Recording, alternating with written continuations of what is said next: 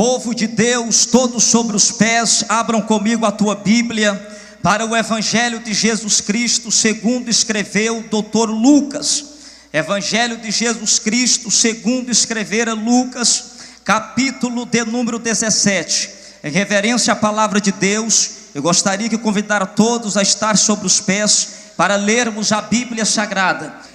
Evangelho de Lucas, capítulo de número 17. Irmã Nífia, irmã Cálita, voltando a Uberlândia, leve um abraço do Semaías Pereira ao nosso querido pastor Álvaro Allen Sanches. Foi nosso pastor ali na cidade de Santa Helena de Goiás. Tem muita gente amiga naquela igreja, Quarteto Castelo Forte, Madison, Marquinhos, uma turma abençoada ali.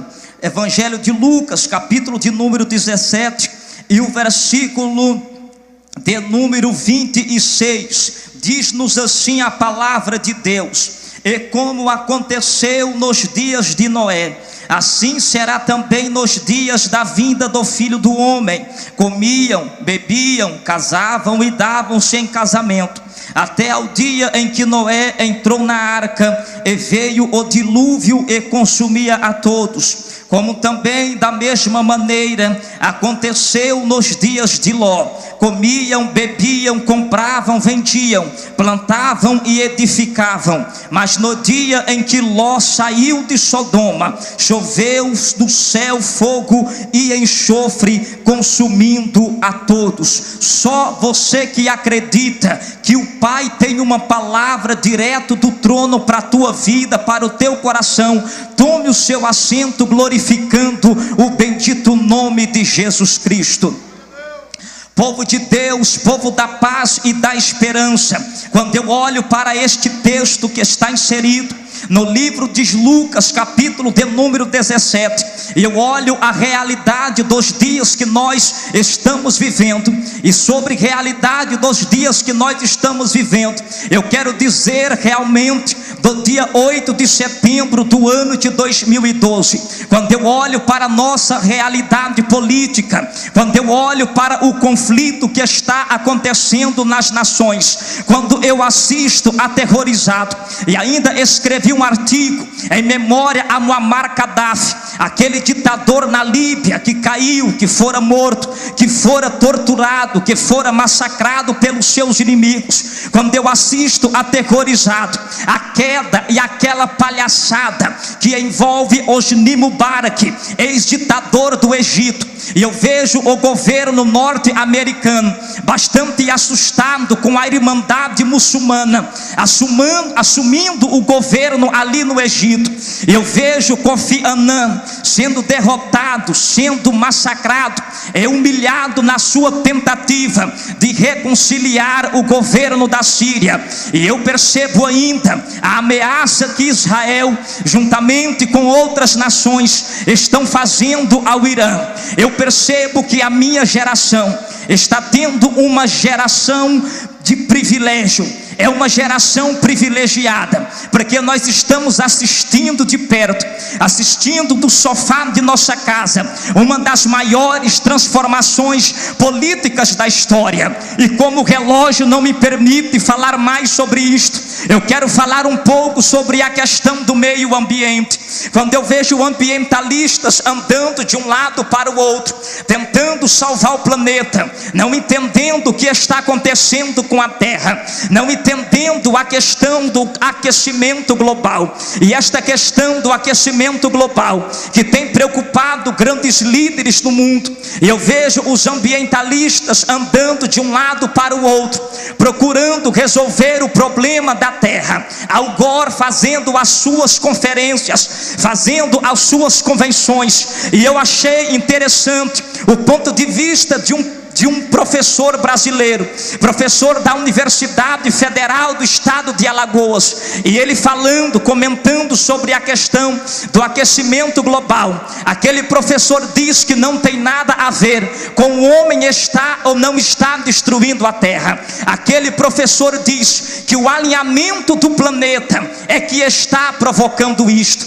Aquele professor disse que independente de o homem lançar ou não lançar gás carbônico, lançar ou não lançar destruir ou não destruir, poluir ou não poluir, nasceu o entendimento de uma ou de outra maneira, a terra vai sofrer um caos, a terra vai sofrer uma destruição. E eu fiquei feliz quando eu vi o posicionamento daquele professor, porque os ambientalistas que querem defender a terra, eu também estou com eles, porque a Bíblia diz que Deus vai destruir os que destroem o meio ambiente, a Bíblia diz que Deus vai destruir os que destroem a terra, mas a Bíblia também diz, escrito no livro, na epístola do apóstolo Pedro, que a terra e o céu que agora existe, estão guardados e preservados como tesouros, para serem destruídos pelo fogo. Ou seja, não existe ambientalista na terra, não existe político inteligente que vai salvar este planeta do juízo, do severo castigo daquele que o criou, céus, terra e mares. Quando eu vejo este grande movimento, quando eu vejo as pessoas desesperadas, quando eu vejo as pessoas sem saber o que está acontecendo,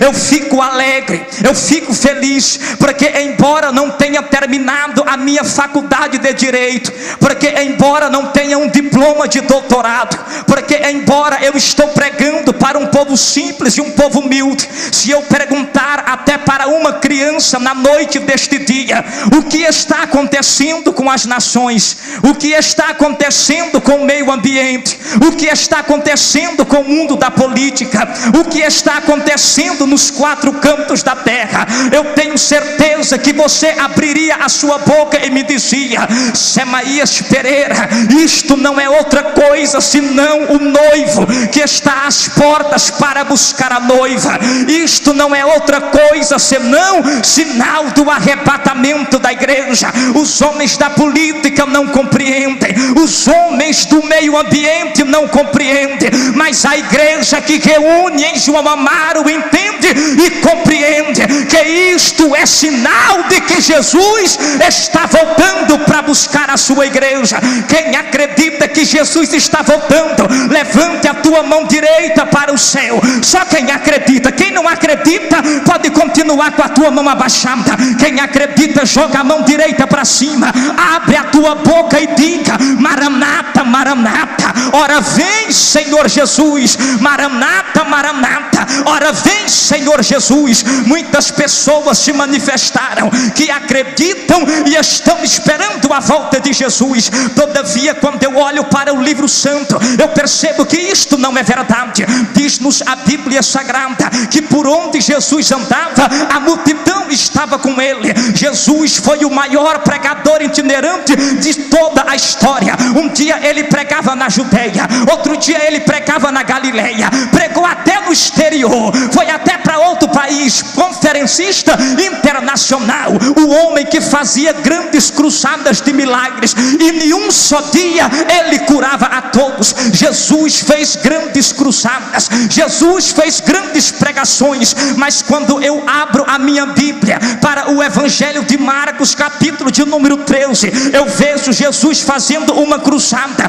Onde foi esta cruzada, pregadora? Foi no Monte das Oliveiras, mas nesta cruzada a multidão não compareceu. Nesta cruzada o 70, meu querido pastor José Nunes, não compareceu. Nesta cruzada do Nazareno, nem os 12 compareceu. A Bíblia diz que só compareceu Pedro, só compareceu Tiago, só compareceu João e só compareceu o irmão André. Apenas 4 dos discípulos compareceram neste dia. Eu fui pesquisar na Bíblia, por que só apareceu 4? Sabe por quê? Porque naquele dia Jesus não ia curar, naquele dia Jesus não ia expulsar demônios, ele ia tratar da doutrina das últimas coisas, ele ia falar do arrebatamento. Marcos capítulo 13, versículo 3, está escrito: então naquele dia se aproximou dele Pedro, Tiago, João e André, ele perguntaram perguntaram em particular: Senhor, mostra-nos, revela-nos, dai-nos um sinal. Que sinal que vocês querem? Senhor, eu quero saber, eu quero compreender. Quando será o arrebatamento da tua igreja? Quando será o arrebatamento da igreja? E a Bíblia diz: e Jesus respondendo lhes disse. Sabe o que eu acho interessante aqui? Eles perguntaram e Jesus respondeu, porque ninguém que fala com Jesus fica sem resposta. Você pode falar com Semaías Pereira e ficar sem resposta. Você pode falar com pastor, com cantor, com pregador e ficar sem resposta. Mas quem fala com Jesus não fica sem resposta.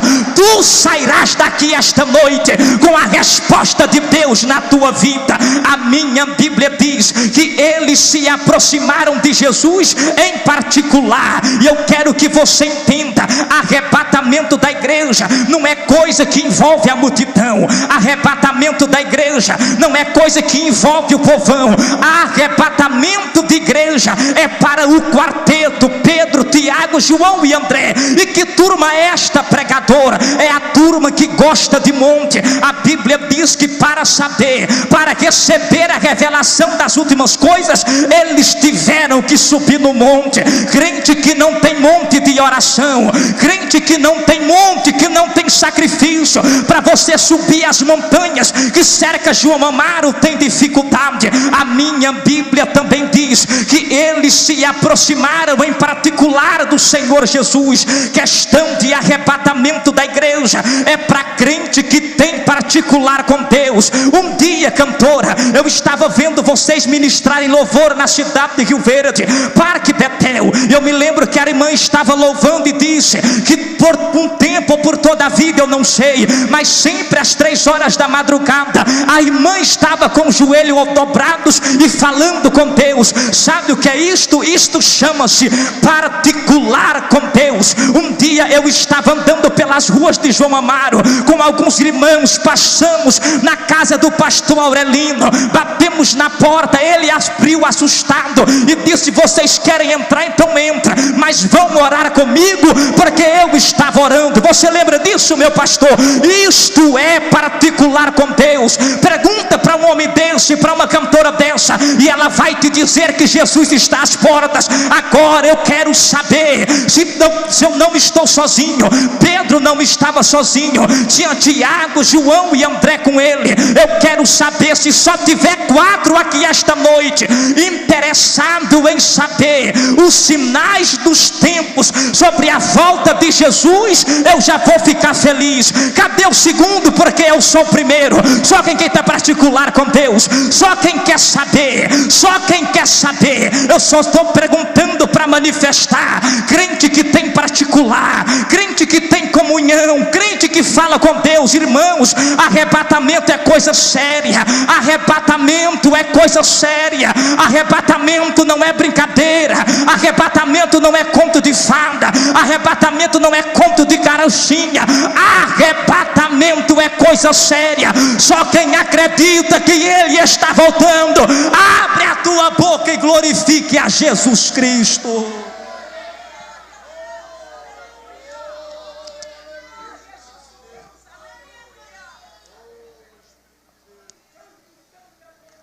E eles perguntaram: Senhor, mostra-nos quais são os sinais da tua vinda.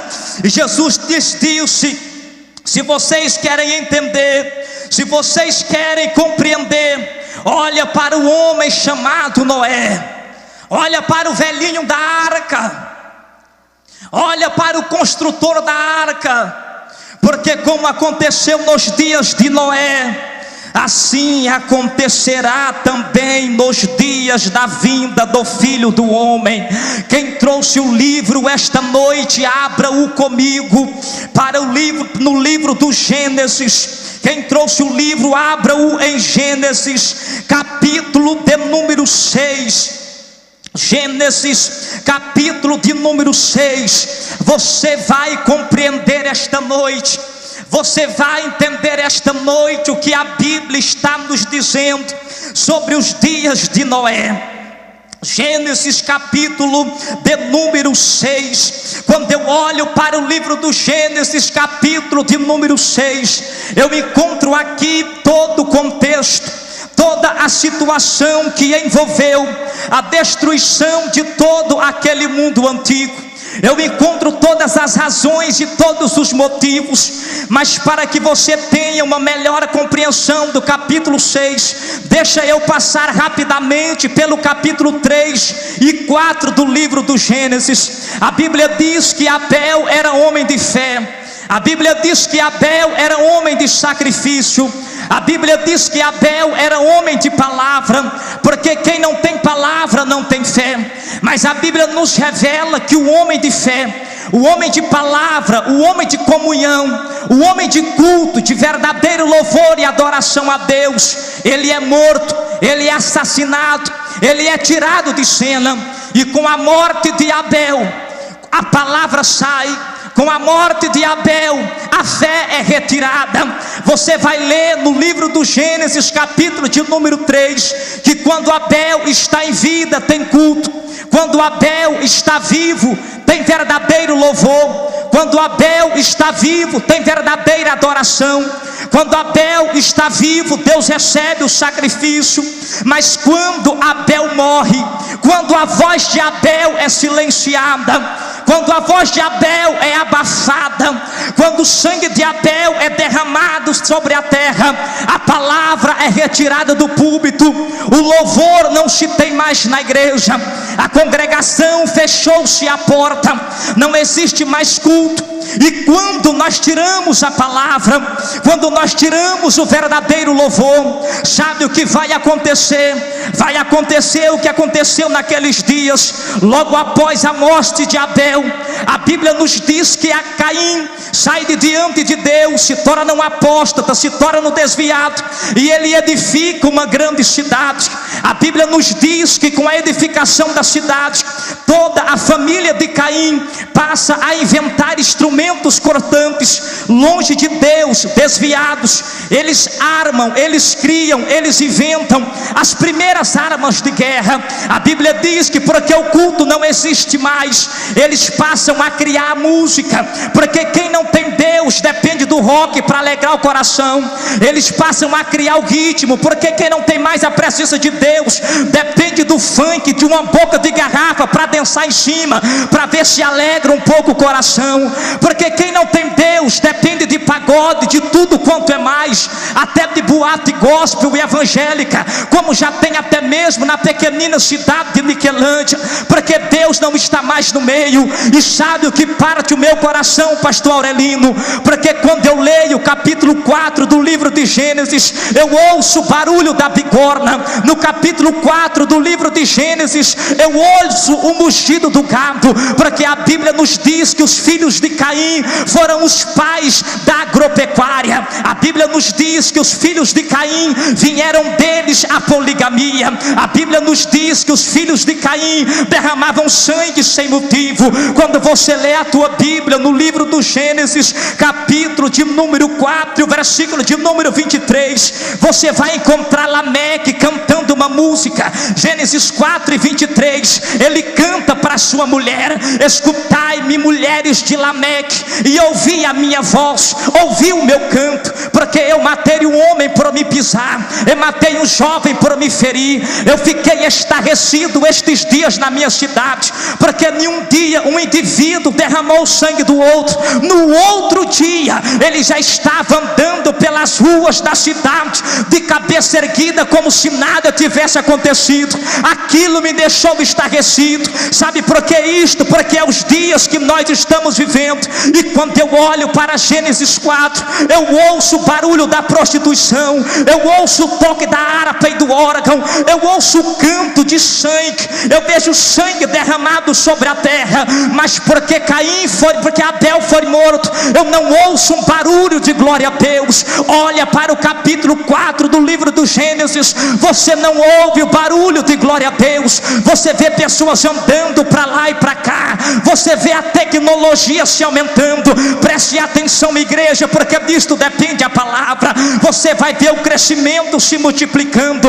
Quando o apóstolo e evangelista João escreve a sua epístola, capítulo 2 e versículo 15: filhinhos, não ameis o mundo e nem aquilo que no mundo há. Ele estava com seus olhos voltados para Gênesis 4, porque tudo quanto procede do mundo, o amor do bom pai nele não está. Mas eu quero dizer para você, no mundo pode se aumentar o conhecimento, a agricultura, a agropecuária, a música pode aumentar e se multiplicar. O diabo pode até calar a boca de um adorador por um tempo, ele pode até trancar o microfone de um pregador por um tempo, porque este é os dias que nós estamos vivendo. Tenho andado por este Brasil, na hora de ministrar a palavra, o pastor grita no teu ouvido: meu filho, você tem 15 minutos. Sabe por que isto? Porque a palavra não tem mais espaço.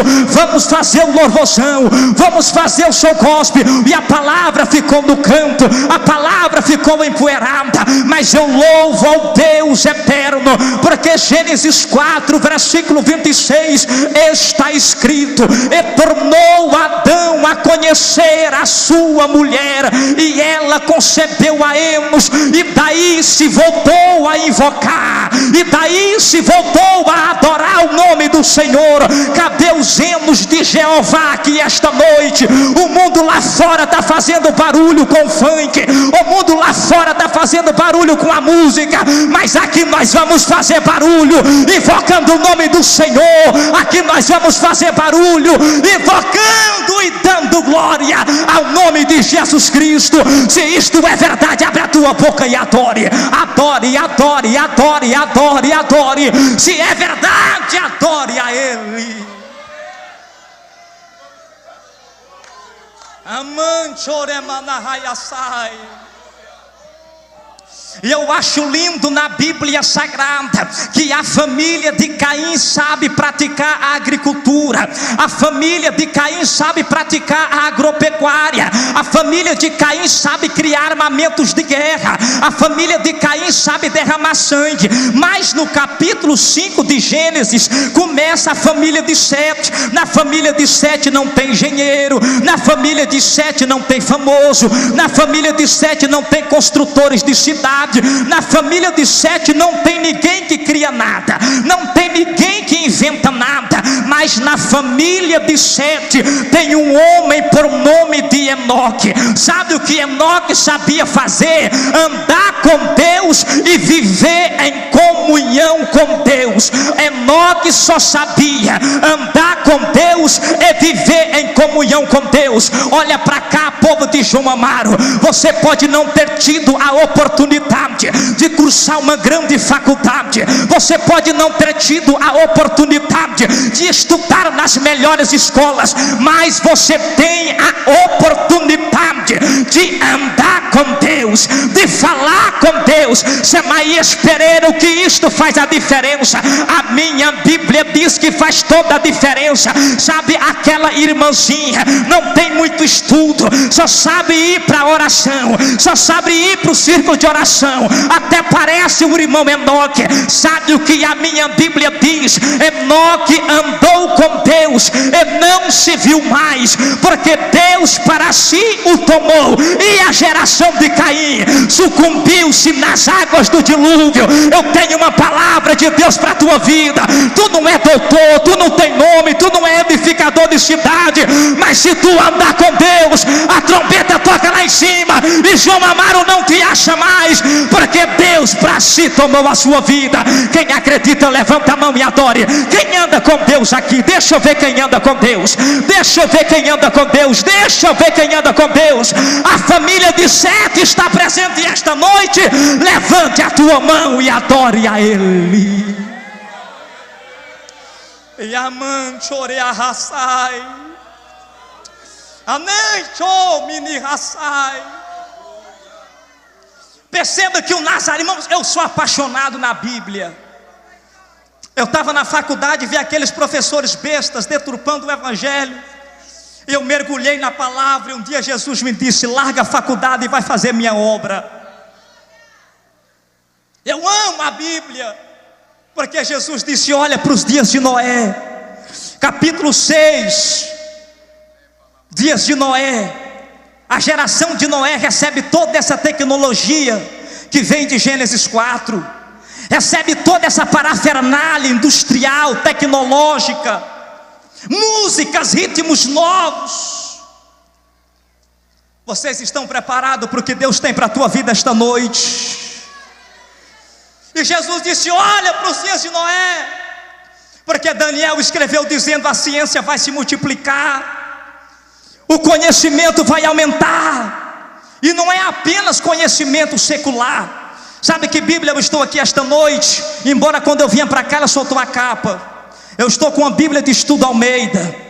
Se eu perguntar para os obreiros, você vai me dizer: eu estou com a Bíblia de Estudo Pentecostal. Se eu te perguntar, você vai dizer: eu estou com a Bíblia de Estudo Plenitude. Se eu te perguntar, você vai me dizer: eu estou com a Bíblia de Estudo Thompson. Eu tenho uma pequena biblioteca, mas com mais de 500 livros. Sabe o que é isso? O conhecimento está disponível a todos. Não precisamos ficarmos fazendo apologia ao analfabetismo bíblico. Isso ficou para a minha geração passada. Obreiro dos meus dias não pode ser preguiçoso, tem que estudar o livro, porque a informação está disponível para todos.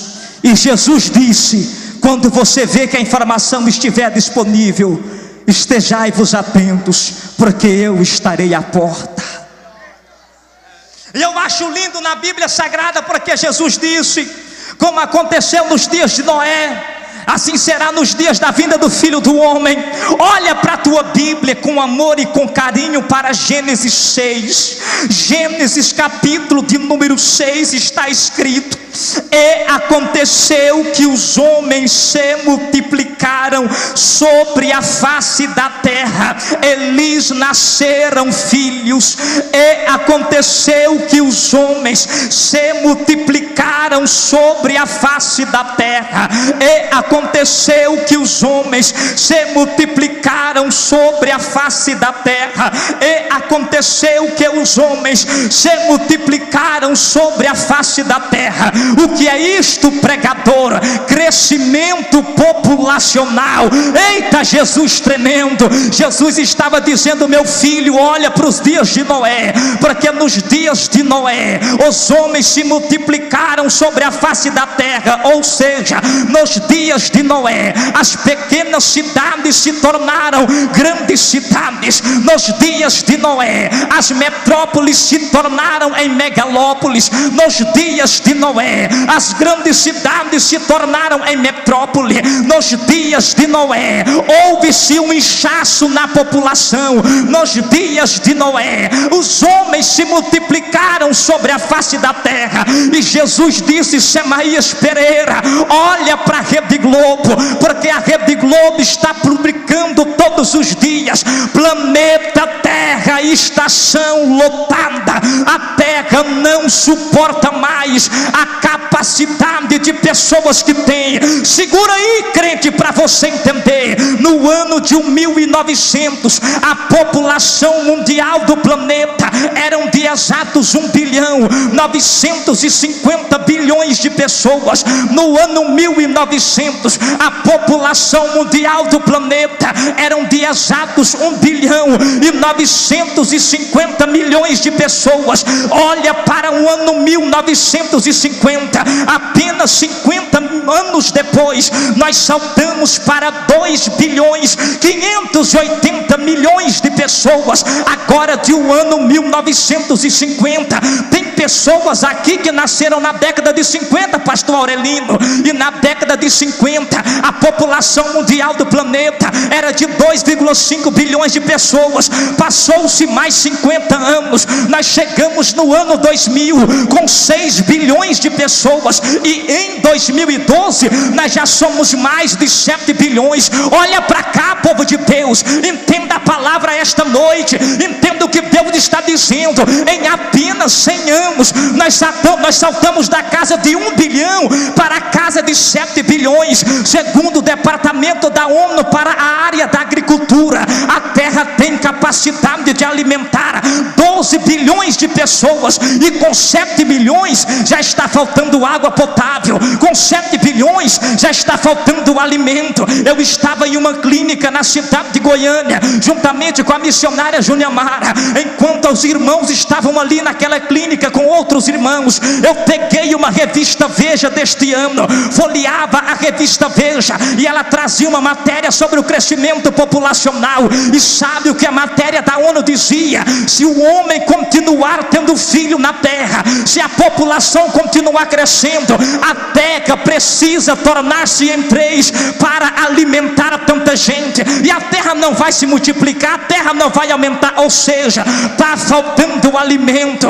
Pregador, o que Jesus está querendo dizer com crescimento populacional? Sabe o que é isto? Quando você vê a televisão dizendo planeta Terra, estação lotada, erga a tua mão e diga: o meu noivo está às portas. Quando você vê o Jornal Nacional dizer planeta Terra, está faltando água, levante a tua mão e diga: Jesus está voltando. Quando você vê a televisão e o jornal dizer planeta Terra, São Paulo não tem mais condição de abrigar tantos veículos, começa a andar dando glória pela rua, porque a qualquer momento Jesus vai tirar a sua igreja daqui. E sabe o que eu acho mais interessante? Porque crescimento populacional é problema, crescimento populacional é problema na agricultura, não tem alimento para tanta gente. Crescimento populacional é problema na educação, não tem escola para as nossas crianças estudar. Crescimento populacional é problema de segurança pública, haja polícia para fazer a segurança do povo. Eu chegava na pequena cidade de Iaçu na madrugada de quarta para quinta-feira,